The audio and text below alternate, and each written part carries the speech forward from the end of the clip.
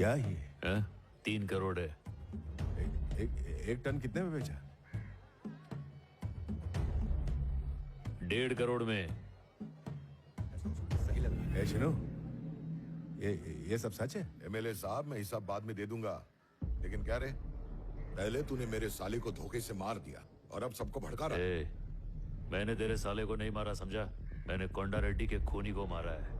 और कोई छुरा लेके चक्का भाई पे हमला करेगा तो मैं शांत बैठेगा? मौका मिलते ही गोली मार के उसका खोपड़ा खोल दिया। तुझ में यही बटोक देता हूँ। मेरे को तो लगता है जीजा और साला दोनों एक ही बिरादरी के। हाँ ना, डरता हूँ क्या मैं? हरकत कर रहा है? क्या देख रहा है खड़ा खड़ा? तू समझा ना अपने भाई को?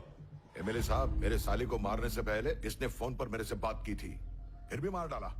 मेरी तरह तूने भी तो 5 मिनट लेट फोन किया होगा ना, तभी तो इतना बड़ा नुकसान हुआ। बंदूक साइड में रख, पहले पैसे की बात निपटा। और हाँ, तू तो बोल रहा था 1 टन के सिर्फ 50 लाख मिलते हैं, इसे 1.5 करोड़ कैसे मिल गए? हमने भी इससे यही सवाल पूछा। अगर ये हमसे सच कहता तो हम मुर्गन के पास क्यों जाते? जिस पर अन्ना ने इतना भरोसा किया, उसी ने पीठ में छुरा भोंक दिया। क्या शिनू भाई, चुप क्यों हो? एमएलए साहब पूछ रहे, जवाब दो। अब तुम सबको जवाब देना पड़ेगा क्या मुझे? तुम्हारे वास्ते इतना कुछ किया, सब भूल गए? हाँ ठीक ही तो है, आखिर हम सीनू भाई को सवाल ही क्यों कर रहे हैं? भूल गए इन्होंने हमारी कितनी मदद की है? ये ना होते तो चेक पोस्ट भी क्लियर ना हो पाता। वो सारे एहसान क्या मायने नहीं रखते? सुन बाबा, कुछ भी मत बोल। मैं भी माल पहुंचा के ही आ रहा है। तुम लोग भी पुलिस को पैसा खिला के गए, मैं भी पुलिस को पैसा खिला के गया। तुम लोग जितना कमीशन देता है उसका डबल कमीशन मैं देता है। फॉरेस्ट वालों को, रेवेन्यू वालों को, आईडी वालों को, चेक पोस्ट वालों को, पुलिस वालों को, सबको पैसा खिलाएंगे तो हमारे पास क्या बचेगा? हम सबको मिलके 1 कमीशन देना मांगता है। उसके बाद अपने पास पैसे का ढेर लगेगा, 25% ज्यादा पैसा बचेगा। फिजूल खर्चा हो रहा है ना। शीनू भाई को बीच में से हटा कर डायरेक्ट मुर्गन को माल बेचा तो 1.5 करोड़ में माल बिका है। अभी हम सब लोग ने मिलके एक रेट उसके साथ फिक्स किया तो 2 करोड़ भी मिल सकता है। क्या बोला? 2 करोड़? कहानी अभी खत्म नहीं हुई है। कलकत्ते में वो चैटर्जी है, मुंबई में वो सिंह है, दिल्ली में अग्रवाल है, सब लाइन में खड़े माल खरीदने के लिए तरस रहे। अपने पास जो चीज है ना, वो दुनिया में किधर भी नहीं मिलती है, सिर्फ अपने इलाके के जंगल में मिलती है। और ऐसी क्वालिटी और किधर भी नहीं है। तो जब माल अपने पास है तो हम उनके आगे भीख काय को मांगे? अपन मुंह फाड़ के पैसा लेंगे। मार्केट में कंपटीशन बनाने का, फिर देखो अपना माल किधर किधर बिकता है। और हो सकता है उतने माल का अपन को 3 करोड़ मिले। अगर इस हिसाब से चले तो अपने एमएलए साहब के झोली में खाली कमीशन का 20 करोड़ आ जाएगा।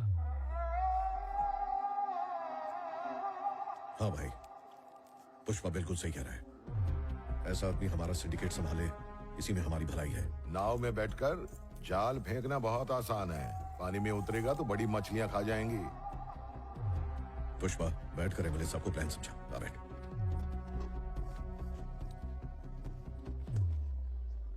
साहब, मेरे को एक चांस दे के देखो ना। इन लोग को इतना पैसा दिखाएगा कि इन्होंने आज तक देखा नहीं होगा।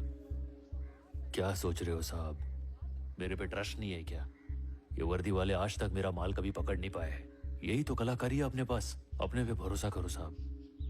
2 टन ज्यादा दाम पर बेच दिया तो सब उसकी तरफ हो गए। इसे आए हुए 2 महीने ही हुए हैं और 2 लोगों की मौत हो गई। पता नहीं आगे चलकर कितने लोगों की लाशें दिखेंगी। एक बार ये भी सोच लीजिए। क्या साहब, ये तो अभी बच्चा है, इसकी बातों में आकर गलती मत कीजिए। अगर इस छोकरे से कोई गलती हो गई ना तो साहब हम सब बर्बाद हो जाएंगे। हाँ भाई, मुझे भी इस आदमी पे डाउट हो रहा है। इस काम का सबूत तो सबके सामने पड़ा है। अब से सिंडिकेट का सारा काम पुष्पा ही संभालेगा। जिसको भी अपना माल बेचना है, पुष्पा को ही बेचेगा।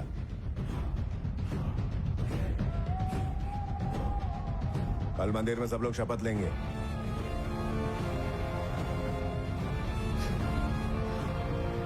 ऐसे गाड़ी में रखवा दे।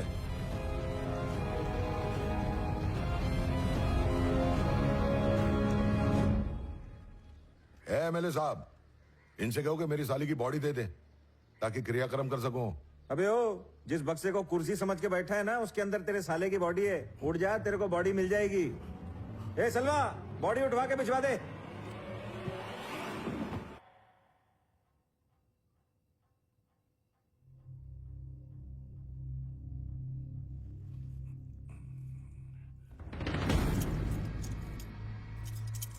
ऐसे भूत की तरह क्यों खड़ी हो?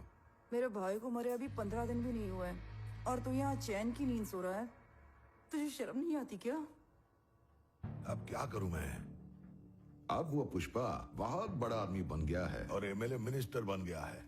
अब जब तक सरकार नहीं बदलती हम कुछ नहीं कर पाएंगे। तो सरकार बदलने के बाद भेजना था ना मेरे भाई को उस पुष्पा को मारने के लिए। मैंने उसे मरने के लिए भेजा था क्या? मारने के लिए भेजा था, उसकी बेवकूफी से वो मर गया, तो मैं क्या कर सकता हूँ? तू भी तो पुष्पा को ठोक नहीं पाया ना, तो फिर तू कैसे जिंदा बच गया? क्या बोली तू? कह रही हूँ तू भी क्यों नहीं मर गया?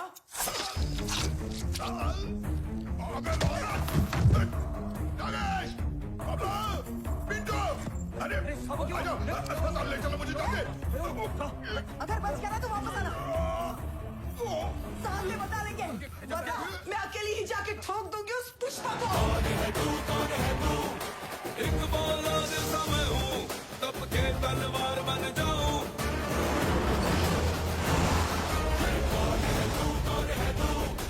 मिट्टी मिट्टी भी मैं हूँ, मुझे रौंदा तो ईंट बन जाऊं।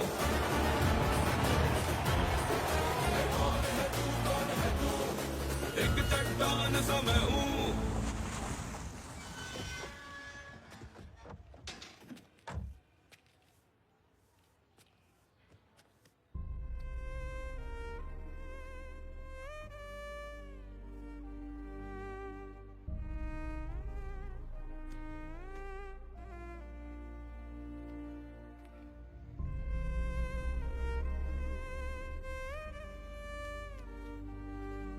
पुष्पा की शादी का कार्ड है।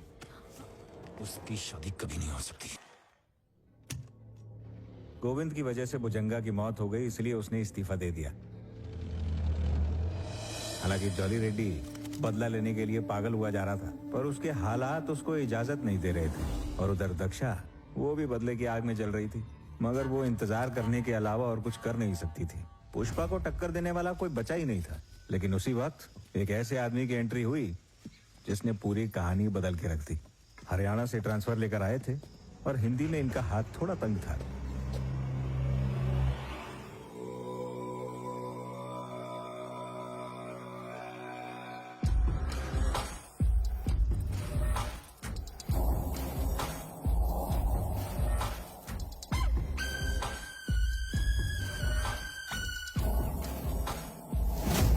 भंवर सिंह शेखावत एक ऐसा भंवर था जिसमें अच्छे अच्छे उलझने वाले थे।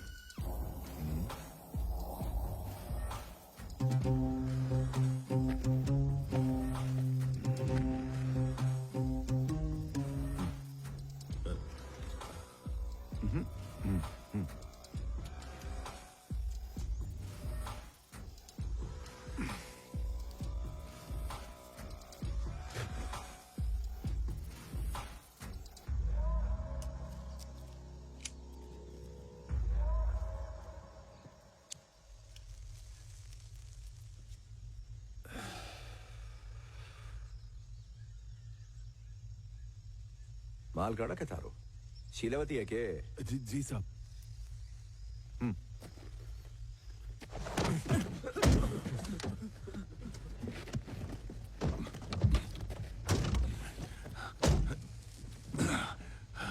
नथुलाल, शीलावती चौखो माल से।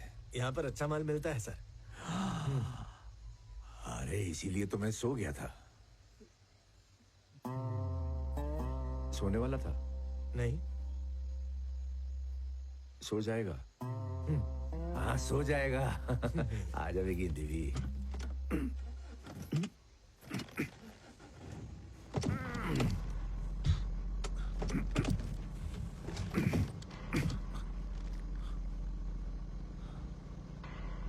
सुट्टा तूने दिया ना मैंने? हाँ साहब। नाम क्या है भाई? मनीष। हैं? मनीष है साहब।